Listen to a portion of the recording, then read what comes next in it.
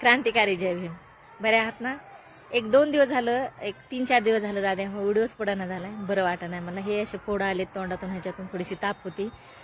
पण लय बांधवांचे फोन आले, ताई बोलनास, ताई व्हिडिओ टाकनास, काय प्रॉब्लेम आहे का काय नाही. पण तब्येत बरी नव्हती खरं सांगायचं झालं तरी. आणि प्रॉब्लेम म्हणजे मला कशाला येईल, प्रॉब्लेम येतेच, थोडा ताण येतोय, पण मी टेन्शन घेत नाही. कारण मला माहिती, विशेष म्हणजे जर सत्य सांगण्यासाठी थोडीफार त्रास होत असेल तर काय नाही, बिनधास्त. बरेच प्रयत्न केले, उड्या मारल्या, टनाक टनाक माकडावरून धमक्या दिल्या, पण मी घाबरत नाही. कारण मी भीमाची लेक आहे. आणि बरेच एक 10-12 वर्ष झालं बघा, विष्णू सुनू म्हणून एक विष्णू डबे होते, त्याला विष्णू पावडर असे म्हणायचे.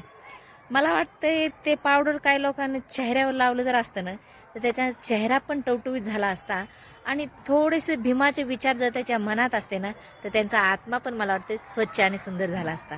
बऱ्याच मनुवादी लोकांना वातावरणामध्ये बदल करायचा प्रयत्न केला. माझ्या बुद्ध विचाराच्या मातांगांना वेळेस सावध केलंय मी, वेळोवेळी सांगून.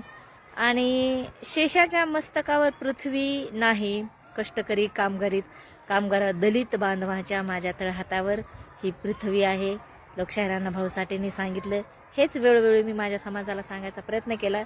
काही मनुवादी विचाराच्या नेत्याने 4-5 डोक्याने आमचा चेहरा शुभ आहे म्हणून वाटवू करायचा प्रयत्न केला माझ्या लेकराचं, माझ्या समाजाचं.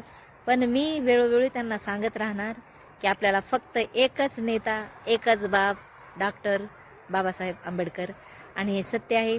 याच्यासाठी मी वाटोकाट प्रयत्न केले. ह्या गोष्टीत किती त्रास झाला पण भेले नाही, ताण नाही घेतला, बिनधास्त राहिले. थोडीशी 2-3 दिवसापासून तब्येत बरी नव्हती. लय फोन झाले बहिणीचे, भावाचे. म्हणलं आज टाकावंच लागतं व्हिडिओ, त्याच्यामुळे छोटासा व्हिडिओ टाकला. आणि सगळ्यांना माझा मनातून तळमळीचं एवढं सांगणं आहे की समाज, मनोवादी विचार, RSSचे लोक, दलाल, काय करायचं ते करू द्या, पण डोक्यात, दिमागात, हृदयात, तना मनात फक्त आपला बाबासाहेब राहू द्या. लोकशाहीर अण्णाभाऊ साठेंचे विचार राहू द्या.